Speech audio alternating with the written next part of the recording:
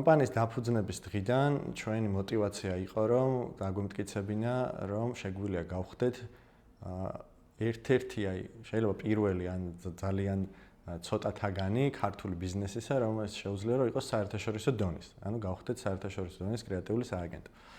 ამისათვის ჩვენ პირველი როცა დავიწყეთ პირველ წლებში იყო ეს თავგადასავალი, რომ გვესწავლა როგორ უნდა მოხდე იმ ინდუსტრიის თამაშ წესებში, რაც არსებობს, ხო? ანუ ფეხბურთის მაგალითზე რო ვთქვათ, როგორ ვითამაშოთ ჩემპიონთა ლიგაზე და როგორ მოვიგოთ ჩემპიონთა ლიგა, იმიტომ რომ იქ არც კი ვიყავით ხოლმე ქართველები. ამ мотиваციით სადღაც ჩანაფიქრიდან სადღაც 5 წელი დაგვჭირდა და 4 უფრო სწორედ და 2015-ში მოვიგეთ პირველი კანის ლომი, რაც იყო უდიდესი რაღაც გარდატეხა ჩვენთვის და თავდაჯერების მომცემი ამბავი.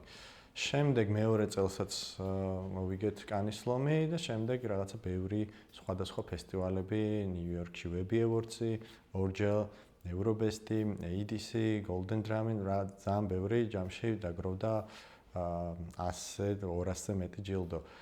რის სათვალავიც აგვერია, მაგრამ თავარი არის ის, რომ ეს იწევს გრავიტაციას იმ კლიენტებისა და იმ თანამშრომლებისა, რომელსაც უნდათ რომ რაღაც მსგავს მიაღწიონ. ანუ არ დარჩენ მხოლოდ ქართულ რეალობაში და გაარღვიონ აქაურობა და დაამტკიცონ, ან უბრალოდ კიდევ ერთხელ პორტფოლიო დააგროვონ, CV-ში ჩაიწერონ, რომ საერთაშორისო ჯილდოს მფლობელი პროფესიონალები არის.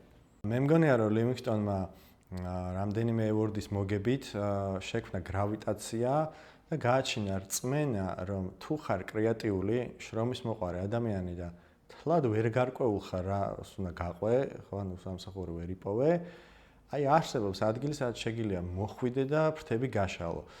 უამრავი მაგალითი გვაქვს, როცა ეს სუპერ კრეატიული ადამიანები, ვინც მე ვარსკვლავი მოწყვეტა, მანამდე ვთქვათ ბანკში მუშაობდა, ან რაღაც მოსაწყენ საქმეზე იყო, იქაც კი წარმატებული იყო, მაგრამ რაღაცა შეიქმნა სივრცე, სადაც ეს კუნძულივით იყო და რაღაცა ერთად გვჯეროდა, რომ რაღაც safe გარემო არის, რომ შენი სიგიჟე, თუ შენი უცნაურობები, შენი გონების უცნაურობა აქციო სასარგებლო საქმედ.